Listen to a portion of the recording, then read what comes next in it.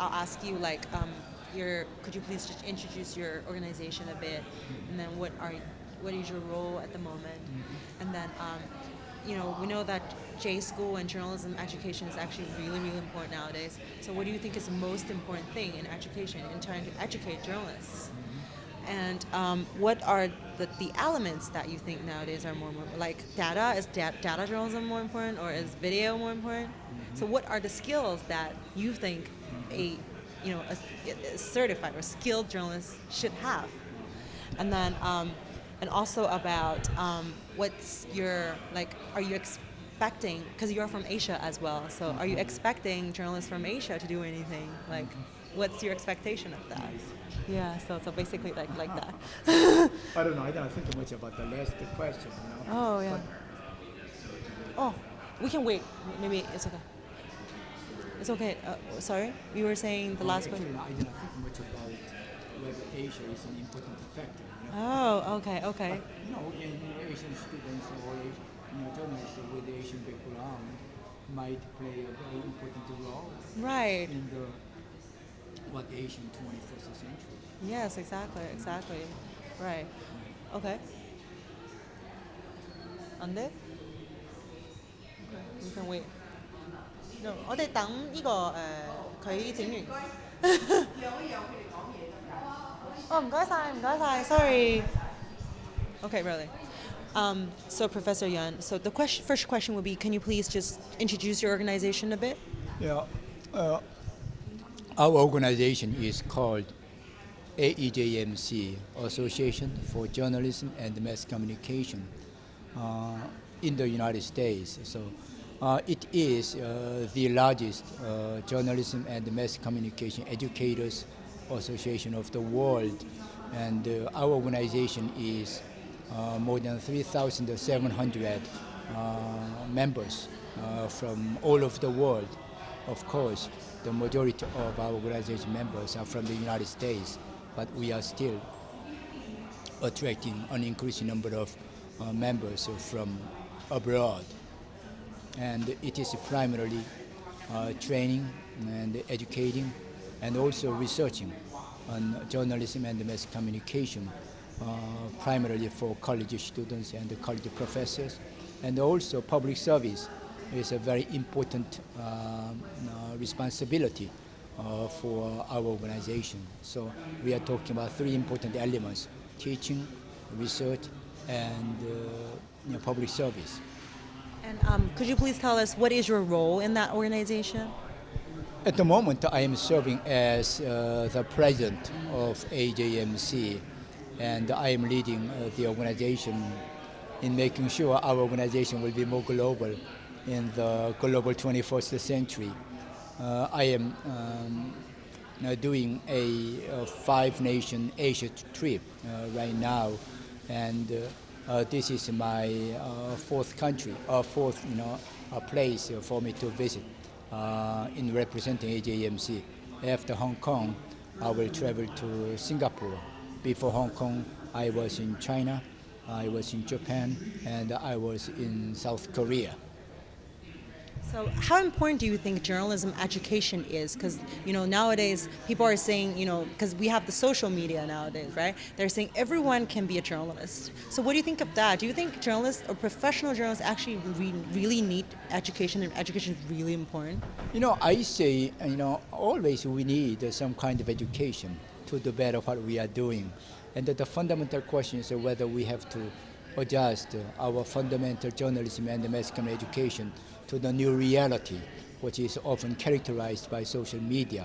But eventually we talk about how to use social or non-social media in a responsible way. And the journalism mass communication still can play a very important role, especially when it comes to free social media expression. It has everything to do with the responsibility. Just because the social media are still more or less Wild West, that doesn't necessarily mean they can do whatever they want, because the social media are subject to the same kind of legal requirements as non-social media. I am talking about established media. So journalism educators do use social media not only as their own social communications, but also as part of their teaching and research.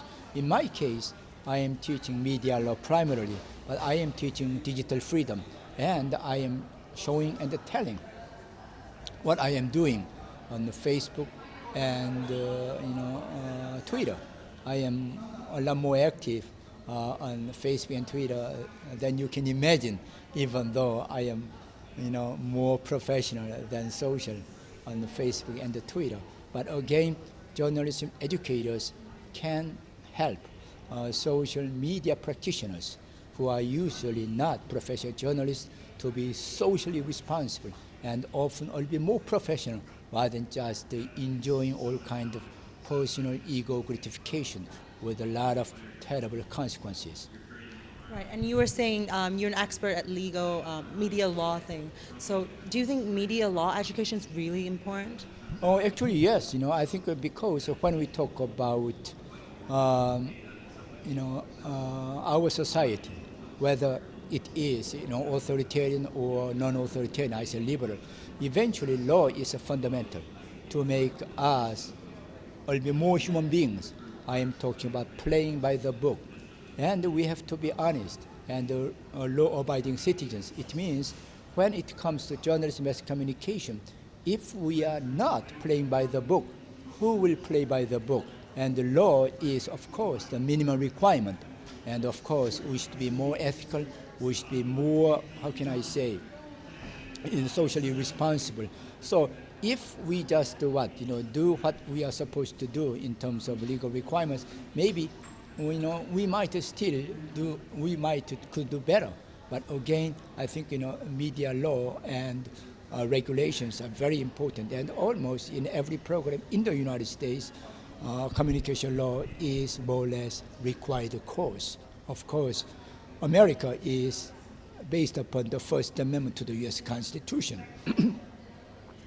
And the U.S. Constitution is the oldest but shortest constitution of the world. I am talking about 4,440 words. Out of the 4,440 words, we talk about 55 words of the First Amendment. Congress shall make no law abridging the freedom of speech or of the press. But more importantly, whether we talk about a free speech or a responsible press, but free speech means more or less a responsible press. You cannot enjoy absolute freedom. Wherever you go, even in the United States, you are supposed to be responsible. Of course, you should first enjoy a free press before you talk about a responsible press. Right. And what do you think, among all the skills that a journalist need to have, like which one do you think is more important nowadays, like video or radio or like writing or online or IT and stuff? I think, still when it comes to some basic skills, I think writing is fundamental. Whatever you do, you are supposed to be right, precisely, rather than correctly. So it is very important. And also self-editing skills is extremely important. If you are really wanting to be an authoritative journalist, you should know what you are doing. The best way to impress your potential readers and audience, you should know how to express yourself, especially in writing. Of course, in speaking as well. So quite important. And also, when it comes to researching or for news reporting, you should know how to verify information instead of taking something from social media. So always, you should still, develop some kind of, how can I say, sort of a healthy skepticism, not cynicism. So it is very important, of course. Journalistic attitude should not be different from what it was practiced 20, 50, 100 years ago. Independent, autonomous, but most importantly, think about how you can be, responsible to society. So, a verification of information, double checking or triple checking your information before sharing with a larger audience. I think that is very important. But when you share the information, eventually you should express it in a readable and coherent way. Sometimes not easy. to be coherent, precise English, sometimes not easy process. So that's what I'm always trying to do. I know I can do better by talking to people who are doing much better than I do. And what do you think? What's your view on the role of journalists nowadays in the world? Again, I think when I talk about journalism as a sort of a universal value, it has everything to do with making people who are less powerful, who are not in position of power, to do better their lives. When we are really wanting to make our society, we should be challenging what people in power to explain and to justify why they are doing this or that.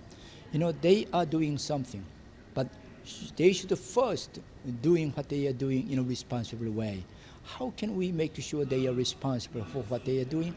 The best way is to allow an independent, autonomous journalism. And the journalists are awesomely important.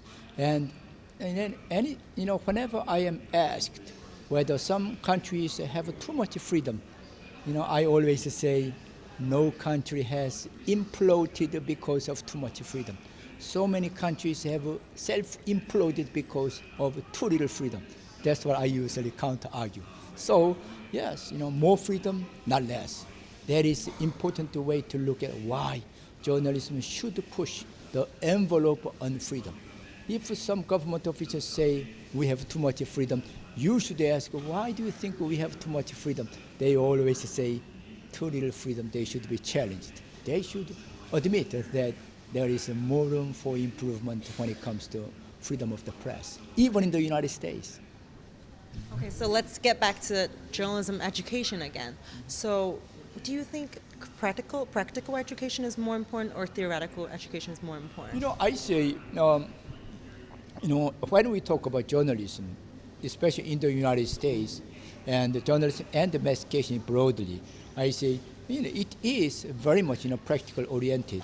Even though I am more or less a typical academic scholar, specializing in media law, even for me, I am always looking at how practical my media law scholarship is. I always think about how practical my legal research will be to lawyers, to journalists, and anyone, outside the ivory tower. So journalism education should not ignore the practical value and the practical application of journalism education. So students should be exposed to practical application of journalism in every possible way. And that is why we have practical journalists with impressive credentials coming and teaching as a nice compliment to people like me who are more theoretical oriented. But again, I think theoretical journalism teachers should learn a lot, from practical oriented journalism teachers, and of course vice versa. So sometimes if you only focus on practice, maybe you cannot put what you are doing in a broader context. Sometimes it's very important. You can say something nice, a nice way about some important topic, but why and how? You can write a lot about what, who, when, but when it comes to why and how, sometimes you have to go beyond what is so obvious. But you should focus on what is non-obvious